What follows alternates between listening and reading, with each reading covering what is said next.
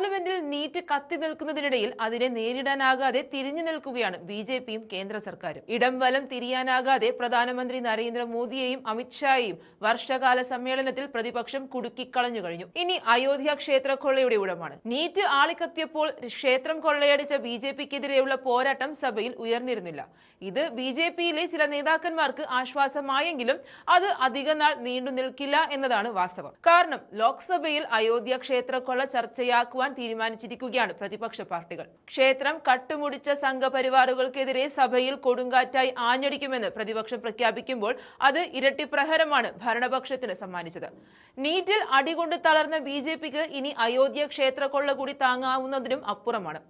പരീക്ഷാ പേപ്പർ ചോർച്ച തടയുന്നതിന് കർശനമായ നടപടികൾ നിർദ്ദേശിക്കുന്ന ബില്ല് ബുധനാഴ്ച ലോക്സഭ പാസാക്കിയതോടെയാണ് വരും ദിവസങ്ങളിൽ അയോധ്യ വിഷയം കൂടി ഉയർത്തി മോദി സർക്കാരിനെ പ്രതിരോധത്തിലാക്കാൻ പ്രതിപക്ഷം ആലോചന തുടങ്ങിക്കഴിഞ്ഞു. അതേസമയം ജൂലൈ 20-ന് പ്രതിഷേധിച്ച വിദ്യാർത്ഥികൾക്ക് നേരെയുണ്ടായ പോലീസ് നടപടിയുടെ പേരിൽ കേന്ദ്ര ആഭ്യന്തരമന്ത്രി അമിത്ഷായ്ക്കെതിരായ ആക്രമണം പ്രതിപക്ഷം തുടരുകയും ചെയ്യും. ഒന്ന് അവസാനിപ്പിച്ച് മറ്റൊന്ന് തുടങ്ങുകയല്ല, മറിച്ച് രണ്ടിലും കൂടി ഒന്നിച്ച് പ്രതിപക്ഷം ബിജെപിയെ അടപടലം പൂട്ടിക്കഴിഞ്ഞു. ബിജെപിയെ ആക്രമിക്കുന്നതിനായി അയോധ്യ രാമക്ഷേത്രത്തിലെ സംഭാവന മോഷണം സഭയിൽ ഉന്നയിക്കാൻ സമാജ്വാദി പാർട്ടി ഒരുങ്ങുമ്പോൾ കോൺഗ്രസും പ്രക്ഷോഭത്തിന്റെ വേഗത കുറയ്ക്കാൻ ആഗ്രഹിക്കുന്നില്ല. മുൻഗണന നൽകേണ്ട വിഷയങ്ങളിൽ ഐക്യമുണ്ടാക്കാൻ ഇരുവിഭാഗത്തിലെയും നേതാക്കൾ ശ്രമിക്കുന്നതായി വൃത്തങ്ങൾ വ്യക്തമാക്കിയിട്ടുണ്ട്. വിദ്യാർത്ഥികൾക്കെതിരായ പോലീസ് നടപടിയുടെ വിഷയത്തിൽ സർക്കാരിനെ പ്രതിരോധത്തിലാക്കാൻ സാധിച്ചുവെന്ന് വിശ്വസിക്കുന്ന കോൺഗ്രസിന്റെ നേതൃത്വത്തിലുള്ള പ്രതിപക്ഷം ബുധനാഴ്ചത്തെ ലോക്സഭാ നടപടികളിൽ വലിയ ആവേശത്തോടെയാണ് തങ്ങൾക്ക് ലഭിച്ച മുൻതൂക്കം നിലനിർത്താൻ ശ്രമിച്ചത്. ചർച്ചയിൽ ആഭ്യന്തരമന്ത്രിയുടെ ഉത്തരവാദിത്വവുമായി ബന്ധപ്പെട്ട വിഷയം പ്രതിപക്ഷ നേതാവ് അതിശക്തമായി തന്നെ സഭയിൽ അവതരിപ്പിച്ചു. വ്യാഴാഴ്ച ലോക്സഭയിലും ഇത് തുടരുമെന്ന സൂചനകൾ കോൺഗ്രസ് നൽകിയിട്ടുണ്ട്. വിദ്യാർത്ഥികളുടെ പ്രതിഷേധത്തിൽ നിന്നും ഉടലെടുത്ത ബിജെപി വിരുദ്ധ വികാരം മുതലാക്കാൻ പ്രതിപക്ഷ പാർട്ടികൾക്ക് കാര്യമായിട്ട് സാധിച്ചിട്ടുണ്ട്. അയോധ്യ വിഷയം കൂടിയാകുമ്പോൾ ബിജെപിയെ ഒന്നാകെ സഭയിൽ തളച്ചിടാൻ കോൺഗ്രസിന് സാധിക്കും. ഇവിടെ സമാജ്വാദി പാർട്ടിയെ സംബന്ധിച്ചിടത്തോളം അയോധ്യ വിഷയം അവർക്ക് ഉന്നയിക്കാതെ തരമില്ല.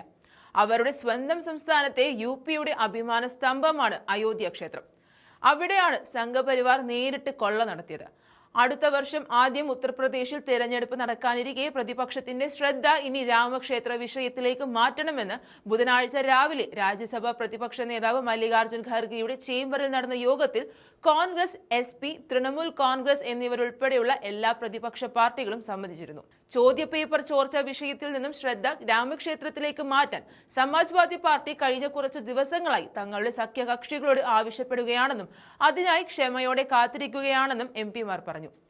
SP ഏറെ ക്ഷമ കാണിക്കുകയും രാമക്ഷേത്രത്തിലെ സംഭാവന മോഷണം പ്രതിപക്ഷത്തിന്റെ അജണ്ടയുടെ കേന്ദ്ര ബിന്ദുവായി മാറാൻ കാത്തിരിക്കുകയായിരുന്നു എന്നുള്ള റിപ്പോർട്ടുകളും പുറത്തുവരുന്നുണ്ട്.